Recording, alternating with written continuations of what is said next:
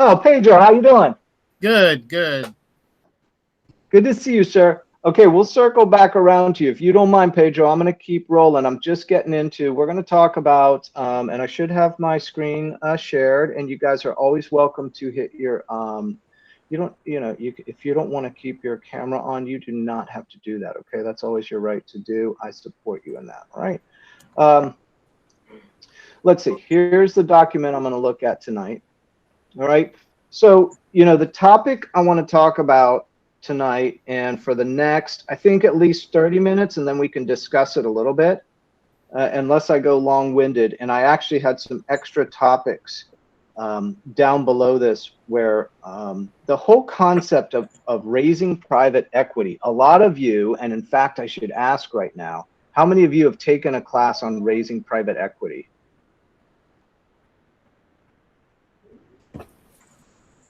All right, I wouldn't interesting. personally And say a class. However, okay. I've actively had to raise capital for nonprofits and other businesses, and currently a syndication that's taking place. Nice. Okay. So you're learning through doing, and I imagine if those schools are like a lot of schools I know about that you're working with, Aubrey, a lot of those are funded by corporate partners. You're mentioning sports teams and all kinds of things where they are willing to help out educational endeavors. So I hear you. So what I was referring to, some of us are in different programs. We're in either Lindahl or Multifamily Mindset or Sunrock, or all of those groups have some sort of training on private equity. I think I've taken over the years a couple, and and Lindahl was probably the most recent one, maybe 3-4 years ago, and I think it was at the time a 2-day event that we flew into.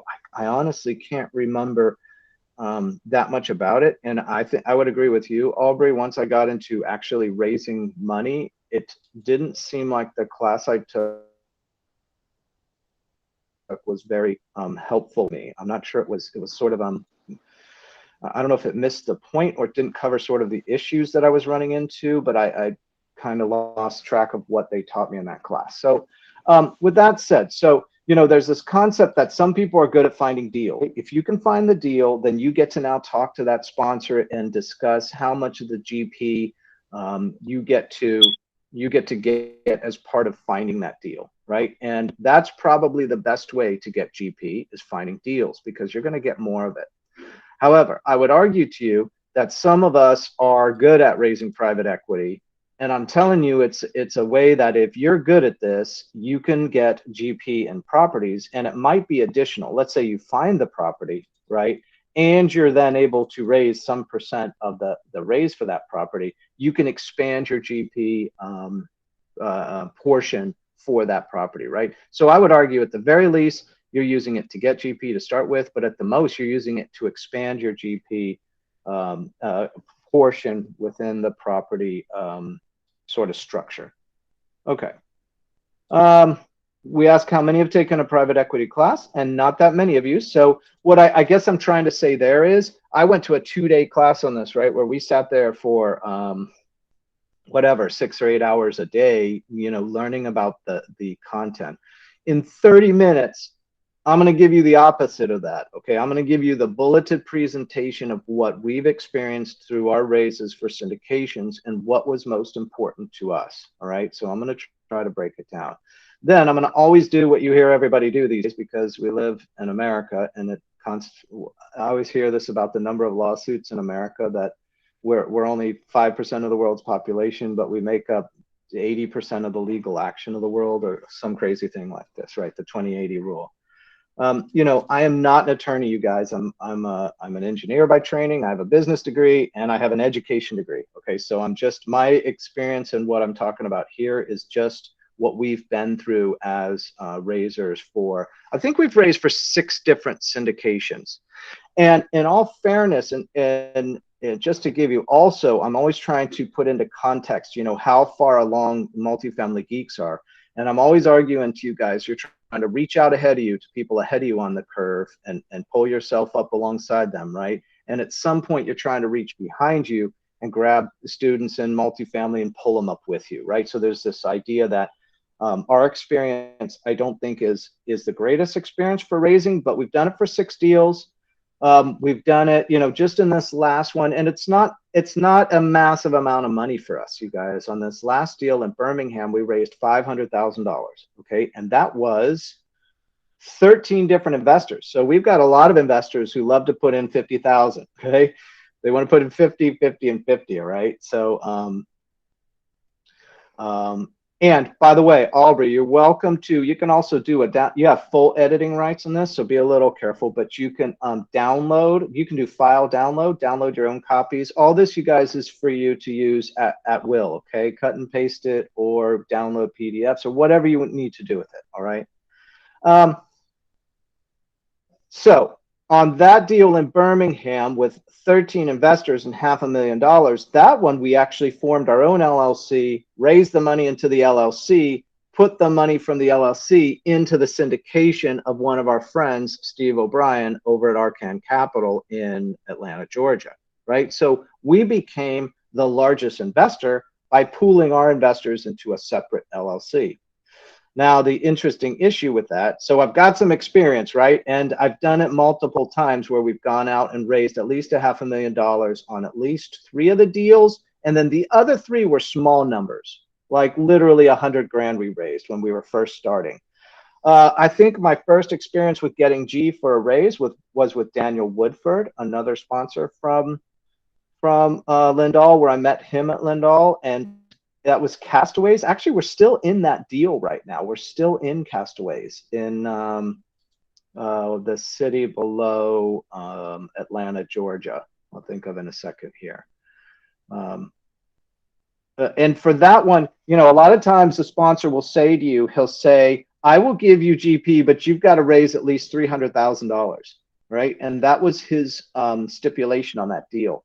We only raised like $100,000, and I don't think any of it was ours. That was actually from an investor. We raised $100,000. You'll start to get in this idea that if you're putting money into a deal, is it coming from you personally or is it coming from an investor?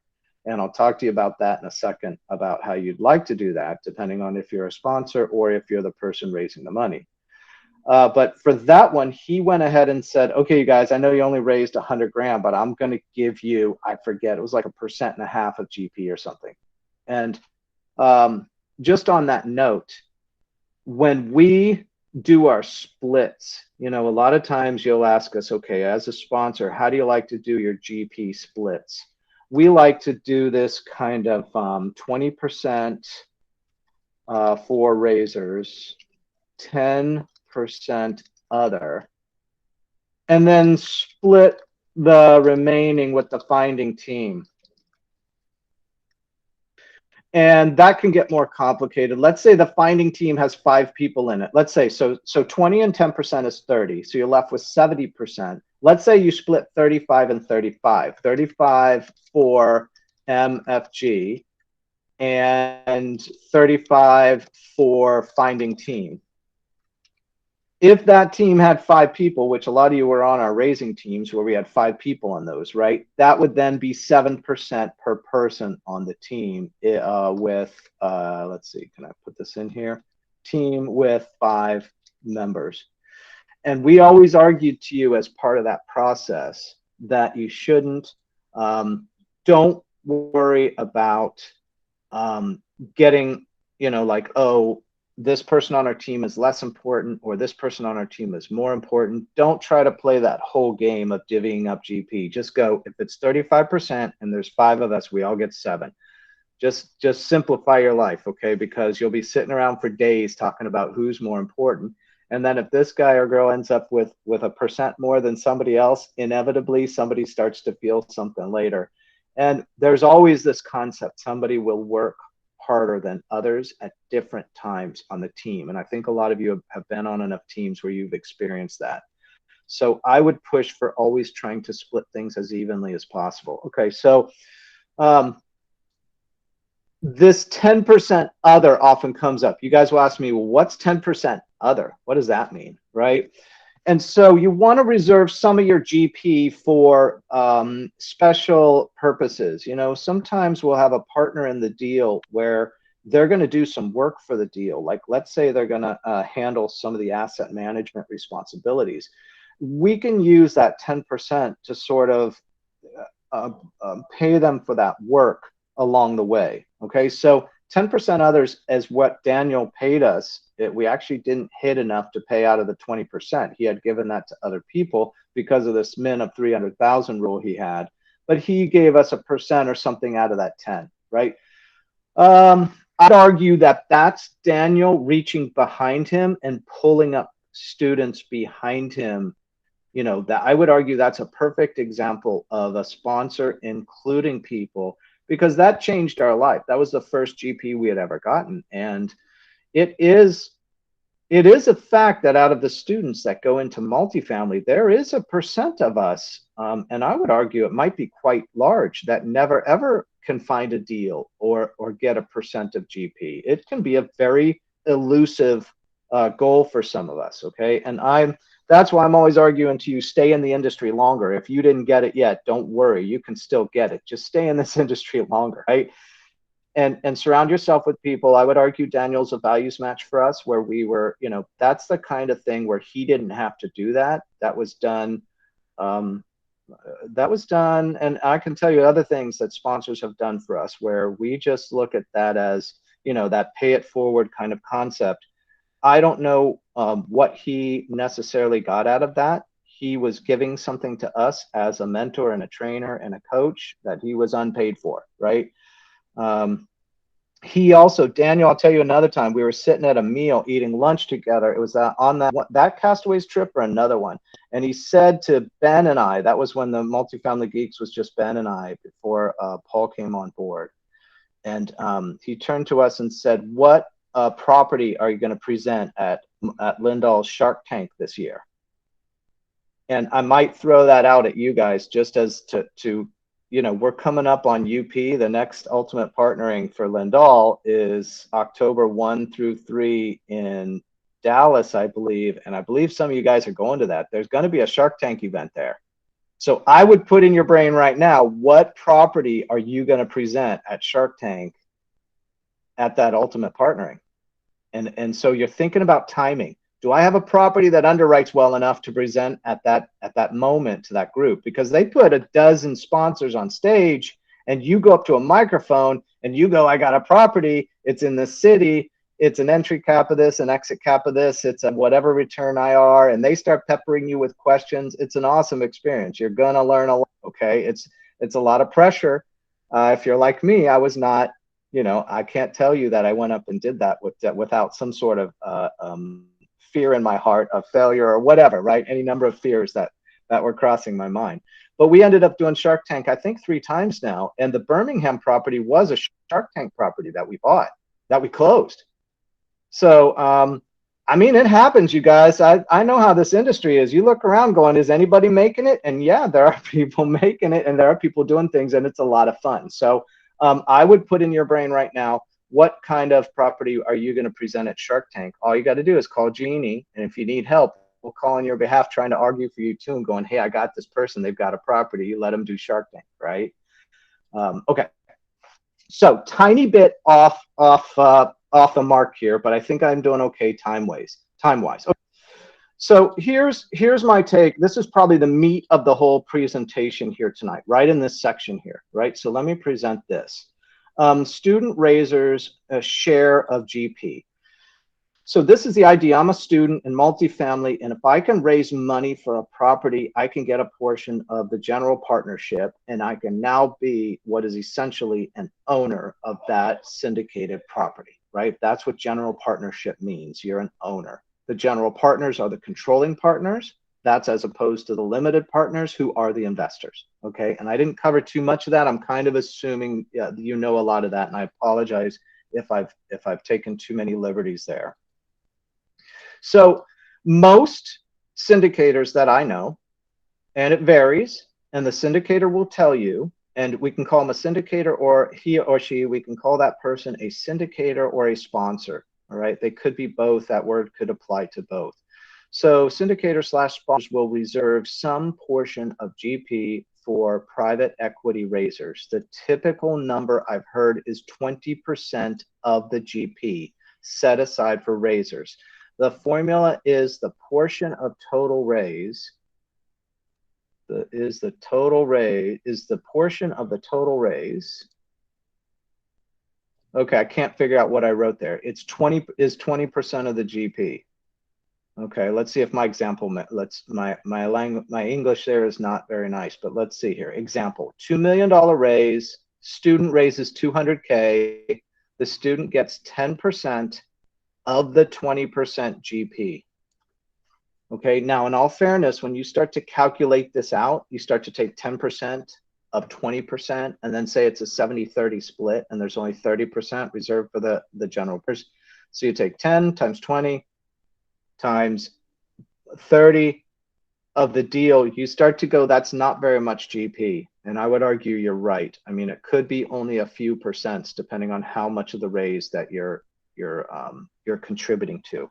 But I would argue the experience and getting any, like if you've never gotten GP and this is your first time, the experience will change your life. It is a hair-raising experience to raise for the first time. At least it was for me. And I do say there are some people out there, they seem to just float their deals and they fund the entire thing in 24 hours, right? We've seen groups that do that. We know they're out there. We know that exists.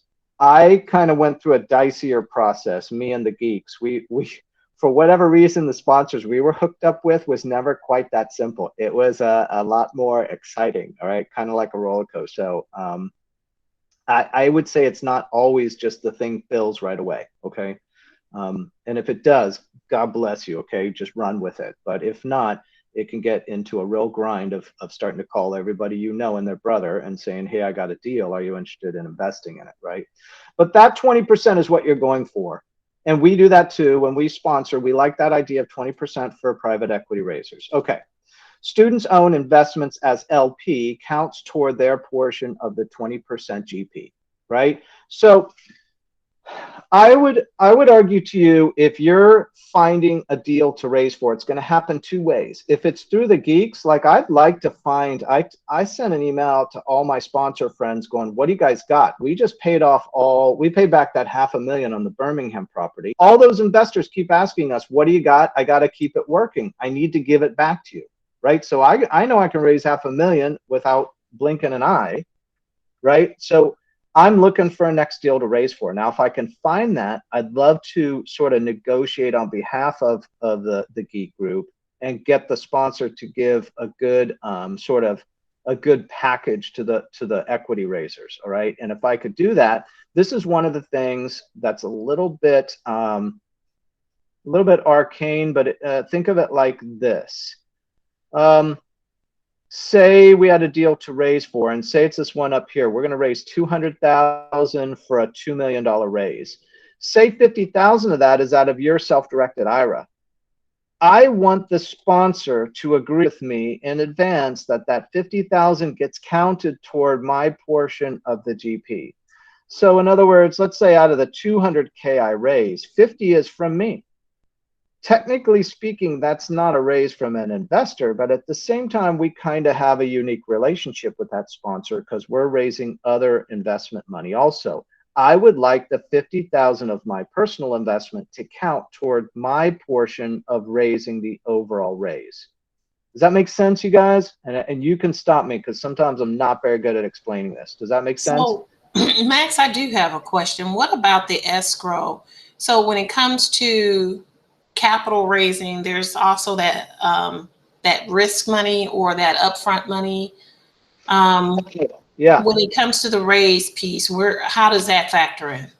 So for the geeks, and all sponsors handle differently. For us, we like to pull that out of the AC fee. I don't see in your face. I don't see any acknowledgement. What did you call it? The acquisition fee? Oh, acquisition fee. Okay, so yeah, let me slow down a little. So Tarina's asking, so let's say we have a $10 million property, right? We submit an LOI. The standard practice in the business is I need EMD, earnest money down. Okay, so this is sort of let me put this somewhere else. Let me just put this. question on EMD. All right. EMD is earnest. I don't know if I can spell on the fly here. Money down. All right. So $10 million property. You're going to need a. Okay. What did I just do? Sorry, you guys. A $10 million property. You're going to need $100K down at LOI signing.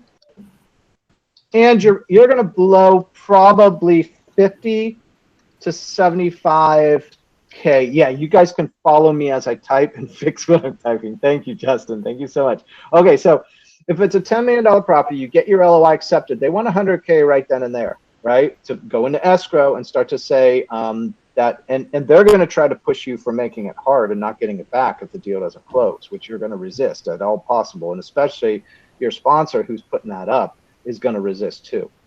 And that's part of when we say we want half, we want, half of that 70%, we want to own 35% of the GP. We're expecting that we're putting that EMD down. Right now, we love it when students put money in too, because it's the age old skin in the game. I don't care if a student's putting 5K down. 5K can be a lot of money for a lot of us. Okay, let me put it that way. And that's enough to make sure that everybody is sort of on their A game, right? Because they now potentially just have that money out there. And so even if it comes back to us and the deal fails, right? So I would call this the money that I believe Tarina's talking about right now. We don't like to let that get buried in the deal.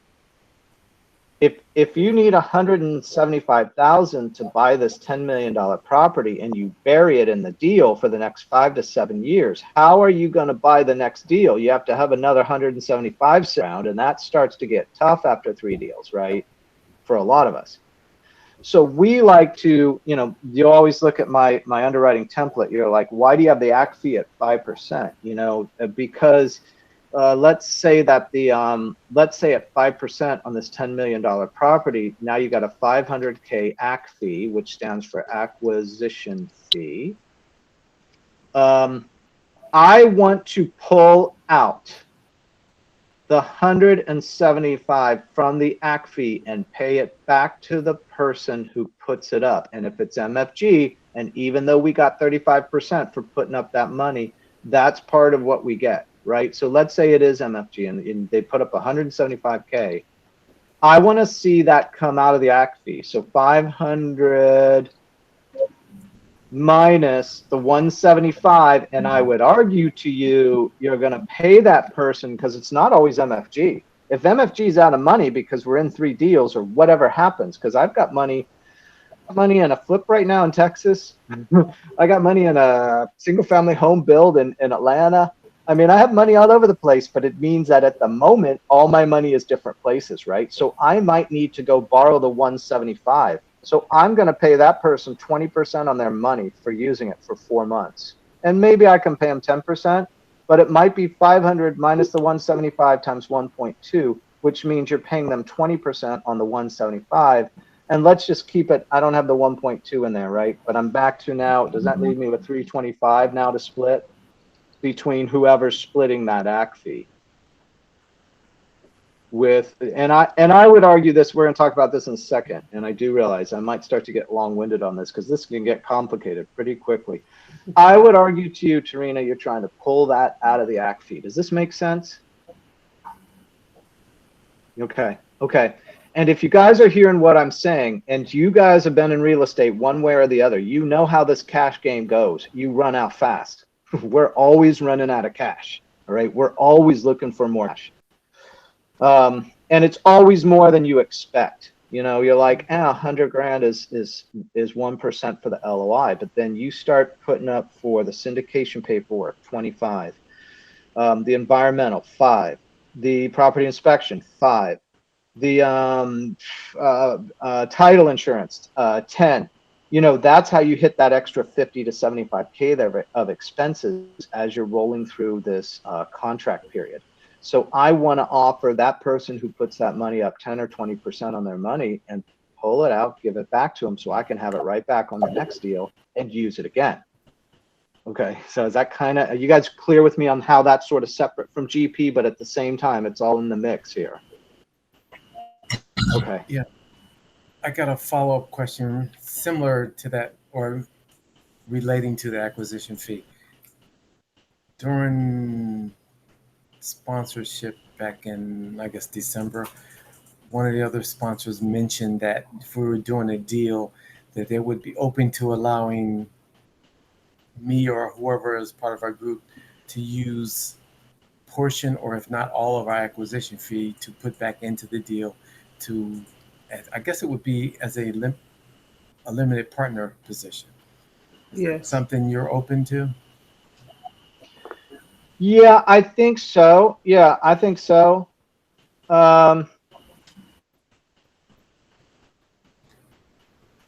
Yeah, I think we've had that option on different deals too. I'm trying to think in the moment why or why not. I don't remember ever utilizing that. Maybe it's just because, you know, for me, I've got enough, like I have probably 2 or 3 or 4 self-directed retirement accounts that over the years, and that can be another topic we can talk about, you guys, is self-directed retirement accounts. If you've worked at one place and they had a 401k for you and now you've left that company, and I don't, again, I'm not an expert on all the rules here, but you're able to roll that 401k into a self-directed IRA and now it's at multifamily, right? So I've done that over the years a few times where, to me, I think the cash has been more important than the LP investment. I think that would be the easiest way. So I think the answer is yes, that's fine. But sometimes I would argue one of the challenges of this business is cash flow, right? We all start needing cash somewhere, somehow, you know. Hey, that group that charged us, you know, tens of thousands of dollars for training promised me, you know, boatloads of money dumped on my doorstep, right? At some point you start to ask, when does that happen? When is that dump truck backing up? Because, you know, even on the Birmingham deal, we didn't have any disbursements through the property because we were rebuilding that burned down building. So we had no disbursements for our investors, for ourselves, until the close of the deal 2.5 years later. We're like, you know, at some point you start to starve if you don't have cash, right? So I guess in our case, maybe my short answer is we opted for cash more than the LP investment, plus we had other funds for that. But yeah, I think that option's fine, Michael. That's all fine. We'd be fine with that. I don't see any reason why not. Okay, is a short. Sorry, that's a long answer to something. Yes, sir. I'm gonna have to go. Okay. So my answer at the end is going to be 8. Nice. And it's 8. It's going to be 8, but it's going to be 8 because that part right there gave me an answer to, because I got a lot of people pushing back on that eye for the act and saying it needs to go down to 3. I just sent something to a coach and he said I needed to dial it back. But now you gave me a reason why I can argue with him why I should stay at 5.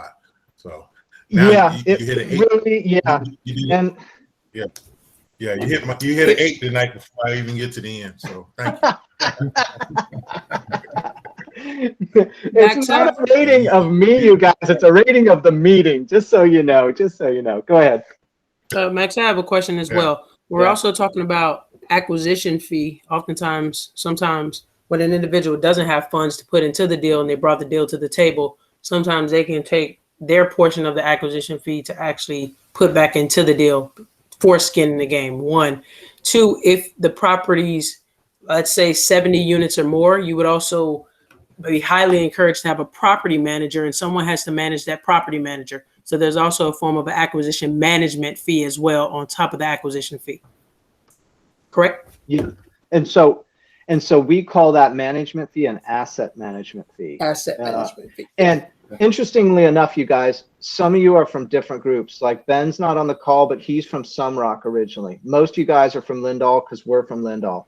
Aubrey's from Multifamily Mindset. And you'll hear all of us use slightly different terminology. But yeah, we call that an asset management fee. So I got hung up here. If you guys are willing, let me keep going. You're trying to get any personal LP investments counted as your portion of the raise toward GP. Okay, that's what that second bullet means. It's a little bit cryptic, but that's what it means. Students' minimum investment. from self or investors is the minimum in the deal. Example. So you'll see a property rolled out and the sponsor will say there's a minimum of $50,000 investment in this property, and that's for investors. I would argue that's what you're trying to get as your minimum. In other words, for Daniel to say you need to bring 300, I see what he was doing and I see why he's doing it, and he has the right to do it as a sponsor, and they just may lay down the law on you, and that's the way it is. You can say yes or no to the raise, right? But I would argue for, hey, can we make our minimum for a share of the portion of the GP the same as the minimum for the deal? So if the minimum's 50K for investors and I can get an investor of 50K, I'd like that to be counted toward GP. Okay, that's what that third bullet is. Questions on that? Okay, and Aubrey, what was being said also was because you mentioned that, you know, the portion of the AC fee can be put in as skin in the game. That's what somebody else is saying when they use the term as an LP investor, right? That portion is, and does that resonate with you? Are we saying the same thing? That was the follow up when the gentleman asked about the LP. That's why I mentioned it. Okay, good, perfect. Okay, so yes, I think we're saying the same thing on that, and so I think that's what we know is standard at the moment from our perspective, right? So let's see, student gets matching portion. Now, here we're going to roll through the different fees, and this is a little bit of what's already been mentioned, okay? If you can, you want the sponsor to agree with you to give you a matching portion of the AC fee to the raise GP amount, okay? So if you raised half of that, if it's a $2 million raise and you brought $1 million in, and that's 50% of the 20%, you'd like that 10% of the GP to also be applied to the AC fee. All right. Now, for us, we're going to say, well, I got to remove the expenses and that earnest money down money first. Okay. And then I would be open to you sharing that same amount of the AC fee after we remove those expenses. Okay. But now you're starting to go through the different one. Okay. So here's the next bullet.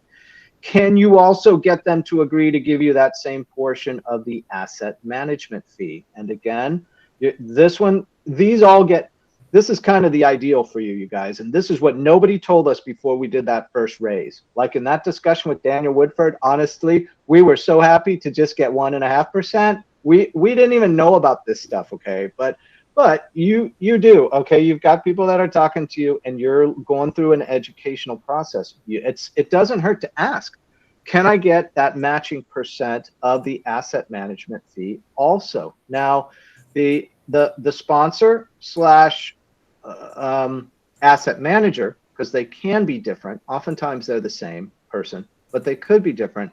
They're going to argue back, what are you doing on a month-to-month basis to justify that? Okay, and we'll talk about that in a minute, what you are doing for the project. That is important. Okay, it's a good question, and there is an answer to it. Okay, next bullet. Student gets matching portion of disposition fee. So again, you may not know, but there's fees built into our underwriting templates. And I would argue to you, when you're underwriting, this is now where you're starting to pay attention to those fees. You want to write in an AC fee, an asset management fee, and a sale fee, a disposition fee. They call it all kinds of crazy names for selling the property. One is disposition of the property, okay? So do you get a matching portion of the disposition fee when that thing sells? Okay, at least ask. And if you're aware of it, maybe they give it to you. Maybe they give you half, something, right? But these are kind of the questions you're trying to nail down before you go in and raise for a deal in exchange for GP, okay? And I would argue to you, you're welcome to go, hey, they just said I would get, you know, that portion of GP, and that was good enough for me. It was for us at the Geeks. Honestly, if we went back and knew about this and Daniel said no, we would have still raised for that deal because it changed everything. We flew out and saw the due diligence with the property manager. We met Steve O'Brien at Arcan Capital, who was the property manager. It changed everything for us. Okay, so you know, sometimes I feel like a starving artist where you're sort of, they always say to you, oh, we're not paying you for this artwork because you're building your portfolio, right? And in all fairness, there is some truth to that. None of us like it because no, you don't want to be a starving artist, but at the same time, we learned some amazing things that process. So Student work to be done. Okay, this bullet is important to me, and I'm going to move through these other bullets more quickly because I've talked a lot about this first. This is the core of it anyway. The big question in this whole thing is, what is the private equity raiser doing through the course of the deal to justify a lot of these, you know, will you give me parts of this fee and that fee? What are you doing? The basic true answer, and this is really true, it's not a made-up answer, is your job is investor relations with those investors that you raised money from. And just imagine yourself raising money. You call potentially your parents, your siblings, their friends. I mean, you're calling friends and family, right? So on some level, when there's a question of, hey, how's the deal going? That investor does not call the sponsor. They call you. Okay, they call you up and go, how's the deal going? And so you start calling the sponsor going, how's the deal going? And then since you have 3 or 5, or in our case, that last one was 13 investors, you got to put it into a newsletter, right? Put that into a quarterly newsletter, a monthly newsletter, whatever it is for your investors that's important to them, how often they need to do this, right? So that's the ongoing work. And even for us, we would do multifamily trips. So we would say, all right, we're going to be in Atlanta, you know, July, whatever, through this.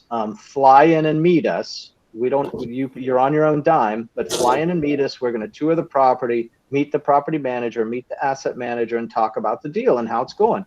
And so we'd host those. You know, we'd go rent a 16 or 15-person van and load everybody up and drive them over the property, walk the different available units, all that stuff. And I think some of you guys were on the Missouri deal with Vanessa. You know, that's very much what you, in a lot of cases, end up handling for your investors.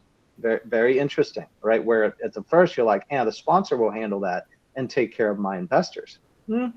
Sometimes yes, and sometimes no. And sometimes you like it that those investors remain your investors. That way, when your deal comes up, you've got a group of people you're calling, and they've already, you're the point of contact for them, right? That's kind of an important issue for some of you. And I would argue that's the way it ended up with us, where they just call us. They're not going to call the sponsor. They'll call us and ask, how's the deal going? Okay, questions on that so far and how you'd love to set this up, if you could? And does that make sense when I say set this up? You're looking for 20% of GP reserved for raisers. You're looking for, can you get a matching percent of any of the fees that are in the deal? Can you, and I think now when you're doing underwriting, your brain is going to start to look at those fees differently. You're not going to be so quick to cut that 5% AC fee down to 3. You're going to be like, you know what? There's bills to pay. All right. So I think the more experience you have with this, the better you're going to sort of respond to the overall picture. Okay. Let's say you're starting to get to, let's say it's a sponsor, they have a deal, you're now down the road, they're under contract, they need to raise $2 million, and you might be one of the raisers on this property. Okay, the student will require, you're going to require that the sponsor needs to produce a webinar, and any reliable sponsor is going to do this already. You won't have to ask them, they're going to be way ahead of you on this, right? But you're just thinking, do I have all these ducks in a row so I can literally call a person and say, will you put up $100 grand for this deal? They're going to start to ask for this. They need to see the webinar produced by the sponsor, and it's a link, and you'll just share it with all your investors. This saves you from a lot of the legwork of having to repeat any of the investment information. And it's also a compliance issue where now all the information coming from a single source, it's hard for somebody to say, oh, you know, this person told me it'd be this return when we all use the same link to the same webinar. Okay. Syndication paperwork.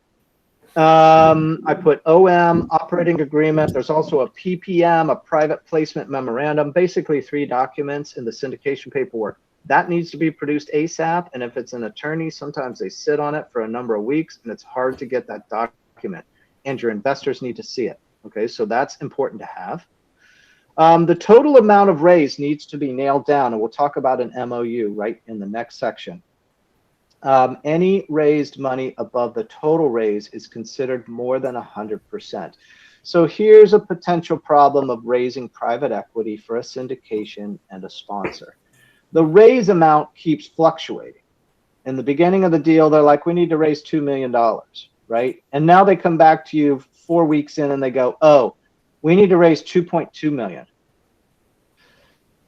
I would argue to you, you need a raise amount at the beginning. That's a fixed amount. And this is where you're trying to nail a sponsor down and say, I need to know the number of the raise. If you come back later and tell me it's 2.2, I need you to count that at 110%.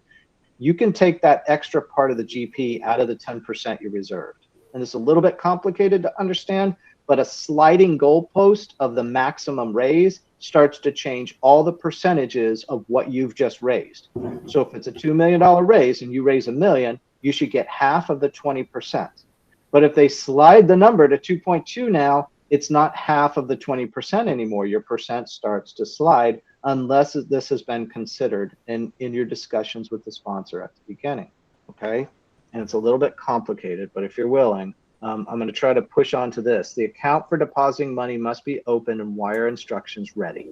All right. So these three agreements, OM, operating agreement, and PPM, will have also the wire instructions ready and the account open. When somebody's ready to send their money, you need them to send it ASAP. All right. Any delay means they may miss the investment. And I'll explain that in a second here. All right. And I'm trying to roll faster because I'm rapidly running out of time, you guys. Any questions at the moment? That account, is that an escrow account or is that a bank account? It's just a bank account. Okay.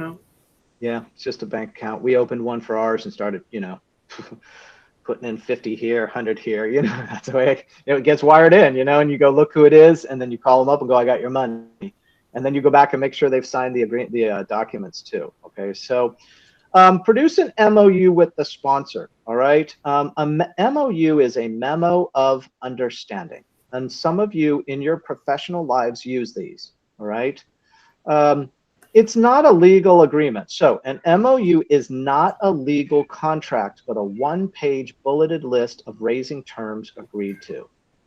And I would argue it looks a lot like this page here we're looking at. And even this could be the whole MOU right there. It's a statement that says this agreement is between these people. And here's what we're basically agreeing to. There's 20% set aside for the raisers, and the formula is calculated like this, right? What it is, you just open a Google Doc that you all share, and you just start to type bullets, okay? And you just type the bullets of what you want, and you could use a document like this as sort of a reference. You're like, how about the AC fee? Do I get a matching percent of the AC fee? And I'm like, all right, I'll do that. Okay, type it in. I get a matching percent of the AC fee, right? And they go, but in our company, we take out expenses. Type after expenses are paid for EMD, right? It can literally be that easy. You're not going to go to court with this, you guys. We have had a sponsor not pay us the 20 grand he owed us for raising. We've had it happen. I would just argue to you that there are certain times, can you go to court? I don't know. Is it worth it? Not to us, right? Not to us. To us, I would be far more interested in you values matching who you're working with and stick with the values matches and move away from the ones who are not. I would just argue that to you. Your life is going to be so much better, okay? And you won't have to sort of get bogged down in the difficulties of how this can work, right? Have 5 to 15 bullets. Insert a digital signature, right? It's relatively easy to do in Google Docs. You literally just say insert, drawing, new, and you draw your signature and it pastes it right in. You can see how it is a drawing right there. You can re-click on it and it will reopen that drawing. And that's enough, you guys, for you to kind of get an agreement with your sponsor that, okay, that's what they're talking about for this raise. Then everybody just downloads a PDF. You can go and say file, download, PDF. It'll put a PDF of the MOU on your hard drive and you can date it. And that's what you guys agreed to at that moment in time, okay? It's good enough for you to get down the road to agree with that sponsor how this whole thing's going to work for your portion of the GP if you raise X amount of money. Okay? Max, do you have a MOU template? It is literally title and a statement and bullets and that signature. I'll see if I have time Okay. to show you one. Okay. It is really a very, very simple document. You can just No say worries. file. You can do file new document and just start typing one. Okay. And you're sharing it with all those people. And I would do it online with everybody on the phone at the same time, with the sponsor and, whoever else is involved in the raise. Okay. There are steps to the raise process, and I'm down to only 13 minutes left. Let's see what I'm covering here. The steps to the raise process are: the sponsor gets the deal under signed LOI and then PSA. The MOU is signed with you guys, so you know what you're raising. Now you go back and underwrite the deal for yourself so you can determine whether you're going to take this deal to your investors. This is where your underwriting needs to be done for yourself. If you're going to call up your brother-in-law and say, will you put 100 grand out? I'm assuming you like him, by the way. Okay. You're gonna underwrite this yourself. Now, I don't think you're vouching for the deal when you underwrite it. You're just proving that they did their underwriting correctly. Are you with me? In other words, most of you are sophisticated enough underwriters that if you manipulate that entry or exit cap rate, you can do different things to the underwriting to make it say 18% IRR to investors. That's fine. Just make sure you know what you're dealing with. Okay, so you underwrite it. Now you call all your friends. You go, I like this deal. I'm putting 50 grand of my own in, right? Because every investor is going to ask you that. How much are you putting in? You're like, well, I have 25 in a self-direct. Oh, by the way, we had some deals where they said it was a minimum of 50 grand. And we went to them and said, I only got 25 in my IRA. Can I invest that? And they're like, sure. So I would argue to you, you got money sitting there. A lot of sponsors will take the money from you. You just got to get it into the bank account quick enough. Okay. So that's the deal with raising. Raising for us new students, if you're new to raising money, there's plenty of times that somebody will say to you, I'm going to put 100 grand in. Okay. That's a verbal commitment and it's wonderful. You're going to put it on your spreadsheet and mark verbal by it. Then you're going to tell that person, sir or ma'am, this raise is closed when it's full. It is first come, first serve. We expect it to be full any day now type thing, because you really have no way of knowing what's flowing in from all the different people raising for this deal, right? So if they want their money in the deal, they have to send the 100 tomorrow kind of thing. Okay, so that's the way you need to think of raising. Otherwise you'll get bogged down by people saying they're going to send you things and they never do. You guys, money in the account is what counts. Okay. Number one, enough of the raise to close. Hurdle number two, the raise is full. So this is an important distinction I'm going to try to make to you now. Think of, buying a property and you're going to put down 20% for the loan, and then you're going to raise this other amount for CapEx. The way the formula works for the bank is most of the time, they only need to see the 20% down to close on the deal. And you're going to say, no way, this isn't true. But I've done it now 4 times, maybe, at least 3, maybe 4, where as a new person to raising private equity, I thought I had to raise every penny of the raise. No. The bank wants to close that deal. If they don't close the loan, they don't get paid either, you guys. So it starts to take on, this thing becomes like a freight train.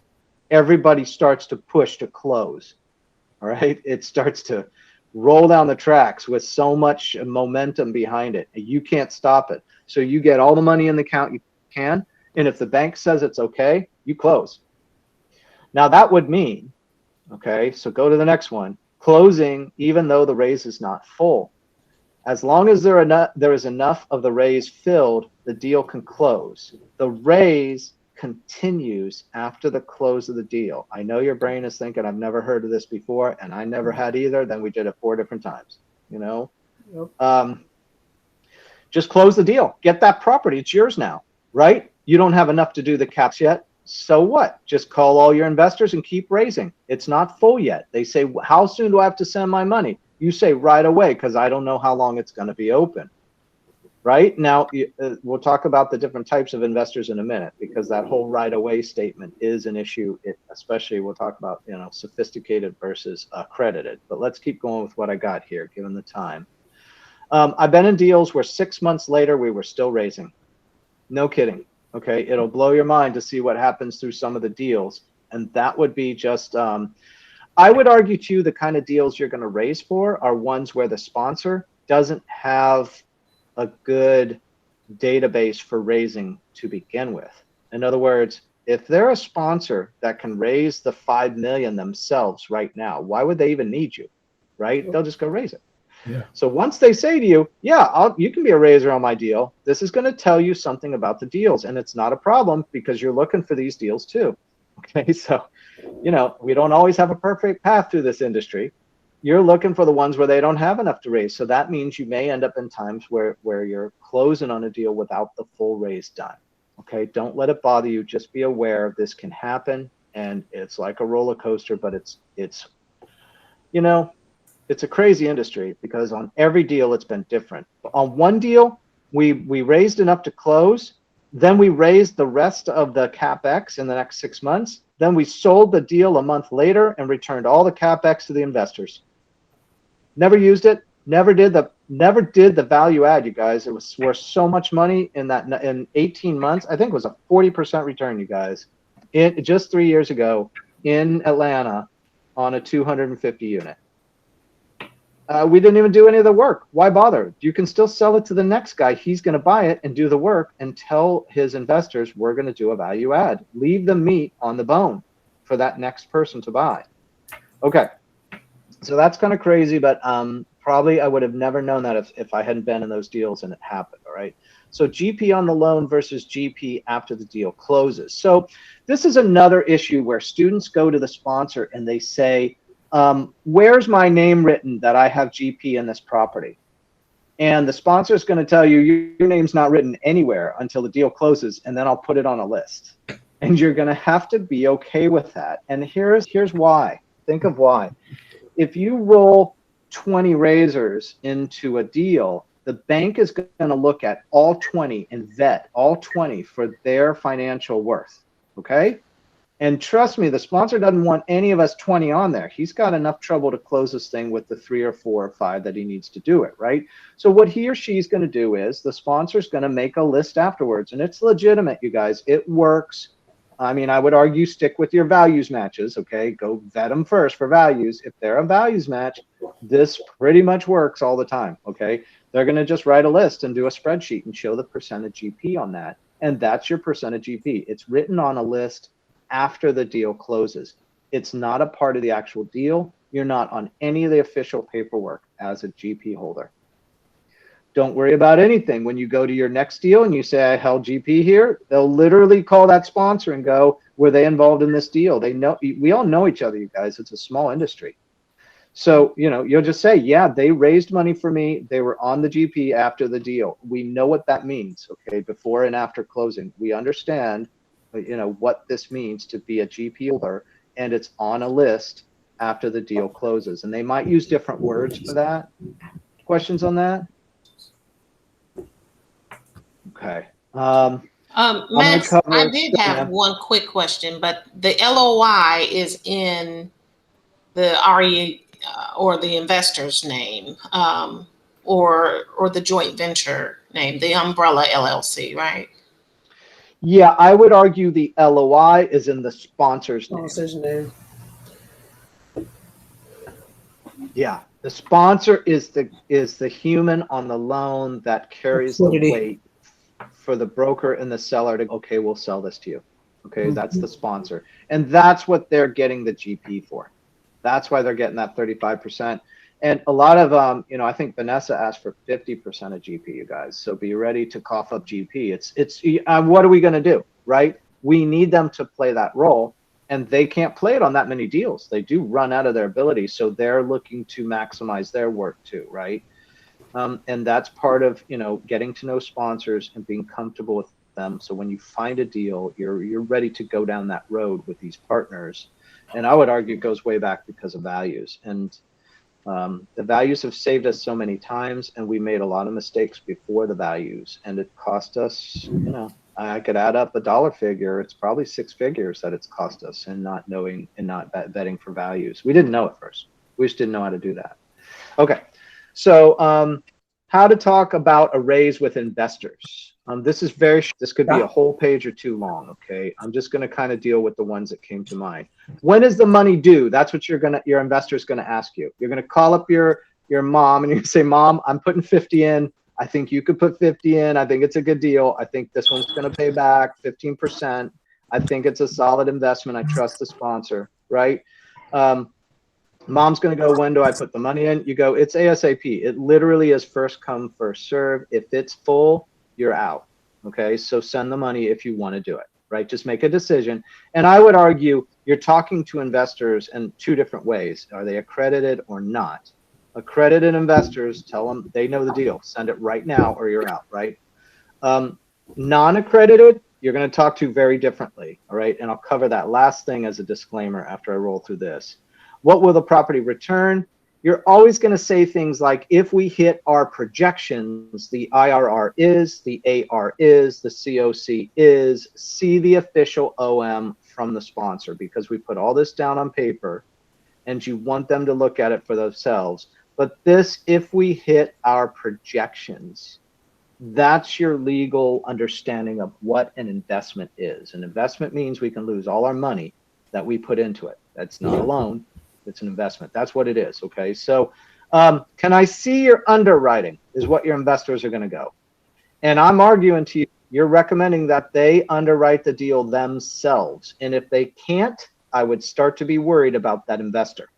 All right. If it's your mom and they're not accredited and they can't underwrite the deal, you're going to be very careful. Okay. And that's starting to lead into my last topic. Are you investing in the deal? If it's me and it's a good deal and I have money available, we've invested in all our properties. It's been a good form of investment for us. I mean, you're looking for that for yourself too. So tell your investors what you're investing. How much have you raised so far? Almost always we have verbal commitments for the entire raise before we go into the thing. But I would always tell people we have verbal commitments that's more than the raise, but we will not know until the money is received in our account. When it's full, it's done. You're kind of talking in this vague generality of we won't know if it's done until it's done. When it's done, you're out. I mean, if you want in, decide and send it in. Okay. And okay, I apologize. I'm just racing to this last part about sophisticated versus accredited. Okay. Accredited investors, you guys, they know what they're doing. And in a court of law, the judge is going to say you're accredited. You know what you're doing. Put on your, what do they say? The big human pants now, and you're responsible. Sophisticated are people who are not familiar with investing and may be investing a large portion of their savings. These people, you are going to be, either you're going to exclude them from the deal and just say it's not it's for accredited only.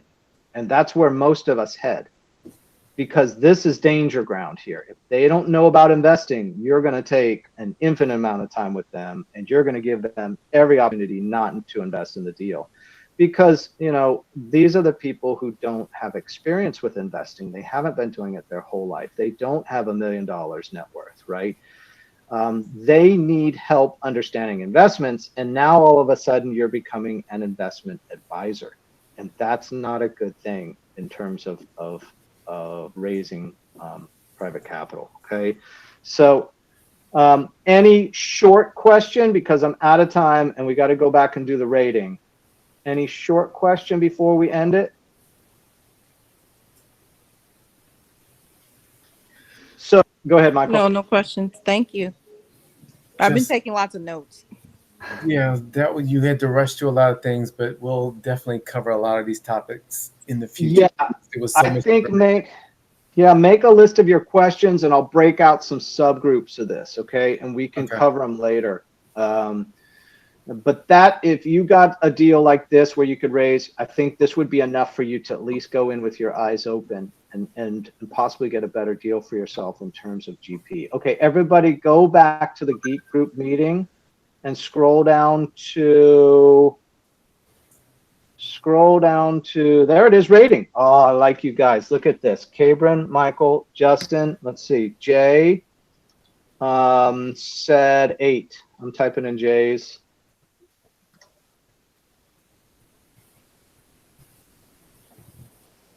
Okay, Cabrin, what's your rating? I give it an 8. All right. Thank you, Michael. That was a 9 tonight, Max. So much information. I'm looking at every deal differently now. Okay. Okay, cool. Justin? I gave it an 8. Nice. Trina? 8. And Jay said 8. Pedro? 8. All right. And then Aubrey, as you're typing, here's the way the rating works because you're new to the group. I'm going to say it really quick here. A 7 or below, you get to make a comment. Okay. At 8 or above, you don't have to make any comment. And you're rating the meeting, not necessarily the people or anything like that, right? This is just a meeting rating. What you're really looking for, Aubrey, if something's on your mind that's bugging you, you know how you're at work and you leave the meeting and what you were thinking didn't get answered or didn't get covered or you're not satisfied. This is your moment to go 6. I know we don't have time now, but we didn't do this and I'm not happy about it. Okay, you're just voicing, because then later we can get back to it and try to address it, or we can see what we can do about it. Are you following me on the meeting rating? Yes, sir. Okay. And this is all from Traction, by the way. When you read that Traction book, this is part of their L10 weekly meeting agenda. All right, you guys. With that said, that's it. I'm sorry, Tarina, you can take the dog out, and I apologize for going over 3 minutes. And build a list of questions, and we'll keep circling back to them, okay? And Thank Max, you, everybody. Max, you said you had you could put these notes in a form for us. Everything you were going over. The These are recording. yours. Just go. I'll help you find the link to it. These notes are in a link for you. Okay. I'll help you find it, okay? I'll text it to you. All right. Thanks. Okay. Good night. Thank you, guys. Good night. Thank Thank you. you, everybody. All right. Good night. Good night. Bye.